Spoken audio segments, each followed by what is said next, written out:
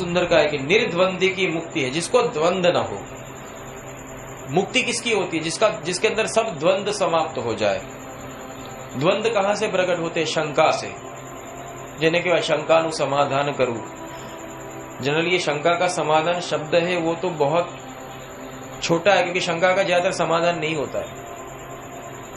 शंका होती है वो कुशंका में ही ले जाती है, और अगर शंका का समाधान करो तो भी उसके अगर छींटे रह गए तो वापिस उसमें शंका प्रकट हो जाती है। शंका घास जैसी होती है। घास जो होती है ना, जंगली घास, तो उसके नीचे एक, जैसे सामान्य तौर पे किसी एक वृक्ष हो तो उसके नीचे एक गांठ होती है जिसको मूल कहा जाता है, जबकि जंगली घास उसके नीचे 7 गांठ होती है।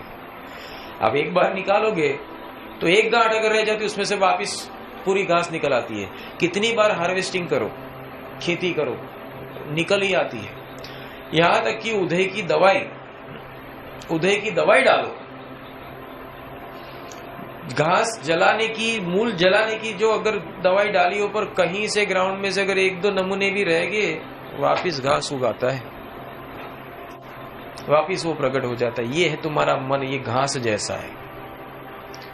अगर उसके अंदर के शंका कुशंका के 1-2 छींटे भी रह गए, वहां से वो छींटे कभी ना कभी ऊपर आएंगे। वो कैसे आते हैं मैं बताता हूं। मन बड़ा चंचल है। चंचल जो होता है उसका ध्यान जो होता है, तो ध्यान कैसे बढ़ता है? छोटी छोटी चीजों में ध्यान बढ़ जाता है। वो इस तरह से ध्यान बढ़ता है कि हम जिस चीज के ऊपर लक्ष्य लगाते हैं, उस चीज से वो लक्ष्य वो आसानी से हट जाता है। मतलब मन जो करने बैठा है उसके अतिरिक्त वो दूसरी जगह पर जल्दी जाता है। इसका एक्सपेरिमेंट अभी करा है। जैसे मैंने ग्लास लिया, आप सबका ध्यान उसके ऊपर ही गया। अब वो पानी पिएंगे, देखो पीने का प्रयास किया, फिर छोड़ दिया। मतलब मैं जो कह रहा था उससे ध्यान तुरंत हट के वो एक्टिविटी पे चला गया। मतलब मन जो होता है स्थूल जगत के ऊपर जल्दी टिक जाता है। तुरंत उसको हटने के लिए कोई ना कोई मौका चाहिए। इसको कहते हैं फिसलना। यहां तक कि जो मैं क्रिया करने वाला ही नहीं था, पर आपने तो सोच भी ली कभी 2 मिनट मिले, सत्संग रोकेंगे, खुद पानी पिएंगे, फिर नीचे गिलास दे देंगे वगैरह वगैरह। कितना स्पीडी वो प्रोसेस में आ जाता है। ये है मन, ये तुमको अलग जगह से ले जाएगा। इस तरह से ये अगर मन की गति है तो मन के बीज की गति, मतलब उस शंका, उसकी गति कितनी भयानक होगी। और आप शंका के मूल में जाकर जब सोते हो तब सोचो कितनी भयानक भयानक बातें आपके सामने क्रिएट करेगा, कितने सीन आपके सामने विचित्र क्रिएट करा के आपको विजुलाइज कराएगा। मन होता है वो शंका पैदा करके एक भयानक स्टोरी और एक विचित्र अवस्था में तुमको ले जाकर तुम्हारी मूल अवस्था को छिन्न भिन्न कर देता है। ये है शंका। और शंका से द्वंद्व पैदा होता है। द्वंद्व मतलब हक, फर्ज, सही, गलत, न्याय, अन्याय, और फिर खुद अंदर एक मन सांप की तरह प्रकट हो जाए। अब मैं दिखाता हूं, मैं प्रकट होना।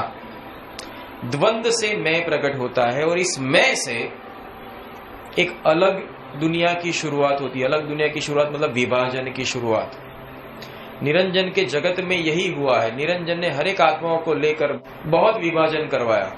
कहां तक का विभाजन आप देखो तो सही। पूरी कायनात बनाई, कायनात बनाने के बाद 2 हिस्से में बांट दिया, पुरुष और स्त्री, मनुष्य और जानवर। यहां तक के बाद जो मनुष्य है तो उसके अंदर कितने सारे धर्म बना दिए, हिंदू, मुस्लिम, सिख, ईसाई। फिर उसके पेटा धर्म, सिया, सुन्नी, बोरा, क्रिश्चियन है तो कैथलिक, नॉन कैथलिक, अगर हिंदू है तो इसमें का कितने सारे धर्म। कोई वैष्णव है, कोई शिव है, कोई जैन है, कोई सरदार है, कितने सारे। उसमें भी पेटा जाति, उसमें भी पेटा धर्म। जैन हो तो श्वेतांबर है, दिगंबर है, स्वामीनारायण है तो ये वाले वो वाले, कृष्णपंथी है तो श्रीनाथ जी वाले, डाकोर वाले, अय्यप्पा वाले, कितने, शिव जी है तो 12 ज्योतिर्लिंग वाले, कितने सारे पंथ। फिर बाद में उनमें से पेटा जातियां, ब्राह्मण है, वैश्य, क्षत्रिय, क्षुद्र है, इसमें कितनी सारी जातियां, कितनी ब्रांचेस। वो ब्रांचेस करते करते घर तक लोग आ गए। घर में फिर ज्यादातर द्वंद्व होता है पितराइयों में, सब पितराई और कजिन मिलते हैं उसमें, ये वाले वो वाले। फिर उसमें भी 2 विभाजन, एक मौसाल पक्ष के, एक पितराई पक्ष के। फिर उसमें भी वापिस घर में आते हैं तो फिर अब अपना खुद का घर आता, उसमें भाई बहन का, भाई भाई का झगड़ा, भाई बहन का झगड़ा, पिता पुत्र का झगड़ा, माता बेटी का झगड़ा, ये सब शुरू करा दिया। उसमें फिर इंसान आखिर पति पत्नी आ गए, पति पत्नी आ गए, वहां तो महासंग्राम होता है। फिर उसके बाद में व्यक्ति अकेला, यू आर योर सेल्फ, तुम्हारे अंदर विभाजन, आपके अंदर विभाजन हो गया, मन और आत्मा। फिर बाद में खुद को पता, उसमें भी फिर वापस ऊपर गए तो खुद को पता चला कि मैं साक्षी और परमात्मा दृष्टा। वहां विभाजन, कितना विभाजन है ये निरंजन, देखो कितना विभाजन करके। और इसमें सही द्वंद्व होता है। द्वंद्व कैसे होता है बताऊं? तुमको कोई व्यक्ति जब तक प्यार करता है तब तक उसकी हर एक बातें अच्छी लगती है, तुम उसके गुणगान गाना शुरू करोगे। जब वही व्यक्ति के साथ कुछ ऊंच नीच हो जाएगा, वो मन से होता है, तब वही चीजों से द्वंद्व पैदा होते हैं।